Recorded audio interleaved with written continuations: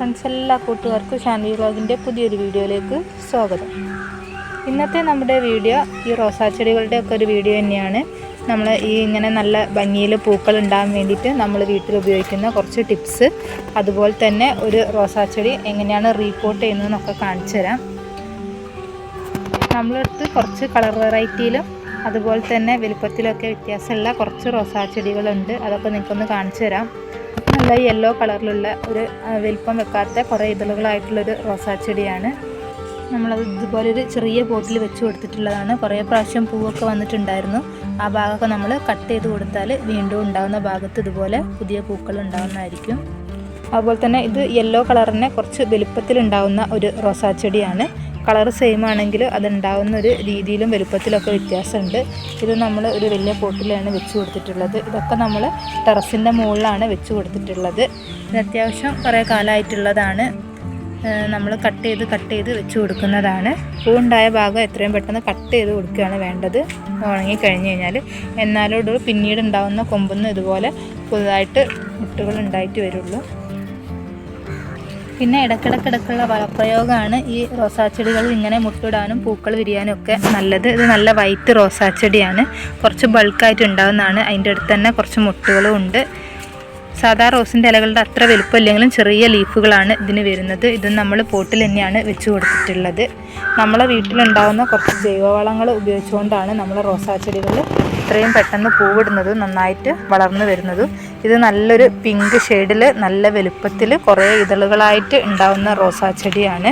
അതിൽ 2 പൂക്കളിപ്പം വിരിഞ്ഞ് നിൽക്കുന്നുണ്ട്. അത്യാവശ്യം വലുപ്പമുള്ള നല്ല വലിയ ലീഫുകളോട് കൂടിയിട്ടുള്ള റോസാ ചെടിയാണ്. ഇന്ന് നമ്മളൊരു വളപ്രയോഗം ഇതിലേക്ക് ചേർക്കുന്നുണ്ട്. നമ്മുടെ അടുക്കളയിലുള്ള വേസ്റ്റാണിത്. അത് നമ്മളൊരു ബക്കറ്റിൽ കളക്ട് ചെയ്തിട്ടുണ്ടായിരുന്നു. അതിപ്പോൾ നമ്മൾ നന്നായിട്ട് വെള്ളം ഉപയോഗിച്ച് നീർപ്പിക്കുകയാണ്. പച്ചക്കറികളുടെയൊക്കെ തോട്, പഴത്തിൻ്റെ തൊലി, ബാക്കി വരുന്ന ഈ ഒരു പച്ചക്കറി വേസ്റ്റ്, ഇതൊക്കെയാണ് നമ്മൾ ഈ ഒരു വളത്തിൽ ഉള്ളത്. ഇത് നന്നായിട്ട് നേർപ്പിച്ച് ചെടികളുടെ മൂട്ടിലൊക്കെ ഒഴിച്ചു കൊടുക്കാവുന്നതാണ്. ഇത് വേറൊരു റോസാ ചെടിയാണ്. നമ്മളിതിനൊക്കെ ഈ വളപ്രയോഗം ചെയ്തു കൊടുക്കുന്നുണ്ട്. ഇങ്ങനെ മാസത്തിൽ 1-2 തവണ ചെയ്തു കൊടുത്തിട്ടുണ്ടെങ്കിൽ നല്ലൊരു വളപ്രയോഗമാണ്. ഈ റോസാ ചെടിയിലൊക്കെ ഇപ്പോൾ നിറച്ചും പൂക്കളും മുട്ടുകളൊക്കെ ഉണ്ടായി വരുന്നുണ്ട്. അതുപോലെ തന്നെ സിംഗിൾ പെറ്റൽസിൽ വരുന്ന റോസാ ചെടികളും ഉണ്ട്. ഇത് നല്ലൊരു ലൈറ്റ് പിങ്ക് വൈറ്റ് ഷെയ്ഡിലാണ് ഈ ഒരു റോസാ ചെടി വരുന്നത്. അതിൽ നിറച്ചും മുട്ടുകളും ഉണ്ടായി വന്നിട്ടുണ്ട്. പിന്നെ ചായപ്പൊടിച്ചണ്ടി, മുട്ടത്തോട്, ഇതൊക്കെയാണ് നമ്മൾ റോസാ ചെടികൾക്ക് ഇട്ട് കൊടുക്കുന്നത്. ഈ ഒരു റോസാ ചെടിയാണ് നമ്മൾ ഇപ്പോൾ മാറ്റി റിപ്പോർട്ട് ചെയ്യാൻ ഉദ്ദേശിക്കുന്നത്. നല്ലോണം അത്യാവശ്യം വലുപ്പത്തിൽ വന്നിട്ടുണ്ട്. നമ്മൾ അങ്ങനെ കട്ട് ചെയ്ത് കൊടുത്തിട്ടില്ലായിരുന്നു. പൂക്കളും പൊതുവേ കുറവാണ്. ഇപ്പം 1-2 വർഷത്തോളം ആയിട്ടുള്ളൊരു ചട്ടിയാണ്. അപ്പോൾ നമ്മളിതൊന്ന് റീപോർട്ട് ചെയ്യാമെന്ന് വിചാരിച്ചു. അപ്പോൾ ഇതിൽ വേറെയും കുറച്ച് ചീരത്തൈ, അതുപോലെ തന്നെ മുളകിൻ്റെ തൈയൊക്കെ ഉണ്ട്. അതൊക്കെ ഒന്ന് മാറ്റിയിട്ട് ഈ പോട്ടൊന്ന് നല്ല വൃത്തിയിൽ സെറ്റ് ചെയ്യാം. അതിനായിട്ട് നമുക്ക് ആദ്യം തന്നെ പോട്ടി മിക്സ് എന്തൊക്കെയാണെന്ന് നോക്കാം. ഇത് നമ്മൾ ഗാർഡനിങ് സോയിലും ചാണകപ്പൊടിയും ചോളയും ചേർത്തിട്ടുള്ള മിശ്രിതമാണ്. ഇതിലേക്ക് നമ്മൾ കുറച്ച് എള്ളുപൊടിയും അതുപോലെ തന്നെ ഈ ഒരു നല്ലൊരു ചുവന്ന മണ്ണും കൂടി ആഡ് ചെയ്തിട്ട് മിക്സാക്കി കൊടുക്കുന്നുണ്ട്. എള്ളുപൊടിയൊക്കെ നല്ലതാണ് ചെടികൾക്ക്. അപ്പോൾ അതൊരു ചെറിയൊരു ക്വാണ്ടിറ്റിയിൽ നമ്മൾ ഇട്ട് കൊടുക്കുന്നുണ്ട്. മിക്സാക്കിയിട്ട് ഇതാണ് നമ്മുടെ പോട്ടി മിക്സായിട്ട് എടുക്കുന്നത്. നമ്മൾ വേറൊരു പോട്ടിലേക്ക് ഇട്ട് കൊടുത്തിട്ട് നന്നായിട്ടൊന്ന് മിക്സ് ചെയ്യുന്നുണ്ട്. നമുക്ക് ഈ ഒരു പോട്ടിൽ നിന്ന് ഈ ഒരു ചെടി മാറ്റിയെടുക്കാം. അത്യാവശ്യം വളക്കുറവൊക്കെ ഉണ്ട്, മണ്ണൊക്കെ പോയി തുടങ്ങിയിട്ടുണ്ട്. അപ്പോൾ നന്നായിട്ട് നമുക്ക് ഈ ഒരു മണ്ണിന് ഈ ചെടീനൊന്ന് സെപ്പറേറ്റ് ചെയ്തെടുക്കാം. അത്യാവശ്യം വേരുകളൊക്കെ ഉള്ളൊരു ചെടിയാണ്. കട്ട് ചെയ്ത് നല്ല രീതിയിൽ വളർത്തിയെടുത്താൽ നമുക്ക് പെട്ടെന്ന് പൂക്കളൊക്കെ ഉണ്ടായി കിട്ടുന്നതാണ്.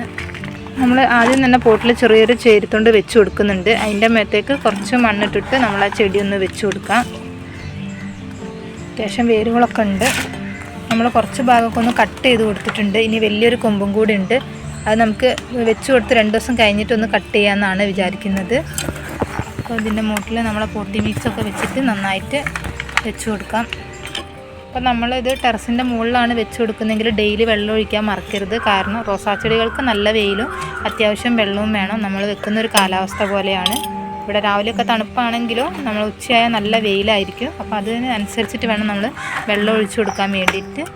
ആദ്യത്തെ 2-3 ദിവസം നമുക്കൊരു കുറച്ചൊരു ഷെയ്ഡുള്ള സ്ഥലത്ത് വെച്ചതിന് ശേഷം പിന്നീട് നല്ല വെയിലുള്ള സ്ഥലത്തേക്ക് വെച്ച് കൊടുക്കാം. അതിന് ശേഷം ഈ ചെടി ഒന്ന് കട്ട് ചെയ്ത് കൊടുക്കുകയും ചെയ്യാം. ഒരുപാട് നീളത്തിൽ പോയി കഴിഞ്ഞാൽ മുട്ടുകൾ പതിയാണ് ഉണ്ടാവുക. അപ്പോൾ ഉണ്ടാവുന്നതിനനുസരിച്ച് നമ്മൾ കട്ട് ചെയ്ത് വെച്ച് കൊടുക്കുന്നതായിരിക്കും ഏറ്റവും നല്ലത്. അപ്പോൾ ഈ ഒരു രീതിയിൽ നമുക്ക് റീപോട്ട് ചെയ്ത് കൊടുക്കാവുന്നതാണ്. അപ്പോൾ നമ്മൾ കുറച്ച് വെള്ളം കൂടി ഒഴിച്ച് കൊടുക്കുന്നുണ്ട്. അപ്പോൾ ഇത്രയൊക്കെയാണ് ഇന്നത്തെ നമ്മുടെ വീഡിയോ എന്ന് പറയുന്നത്. അപ്പോൾ നമ്മുടെ ഈ ഒരു ചെറിയ വീഡിയോ കൂട്ടുകാർക്ക് ഇഷ്ടമായെന്ന് വിചാരിക്കുന്നു. ഇഷ്ടപ്പെട്ടാൽ ലൈക്ക് ചെയ്യുക. ഇതുപോലത്തുള്ള വീഡിയോസൊക്കെ കാണാനായിട്ട് നമ്മുടെ ചാനലൊന്ന് സബ്സ്ക്രൈബ് ചെയ്യുക. പുതിയൊരു വീഡിയോ ആയിട്ട് വരുന്നവരെ എല്ലാ കൂട്ടുകാർക്കും ബൈ ബൈ.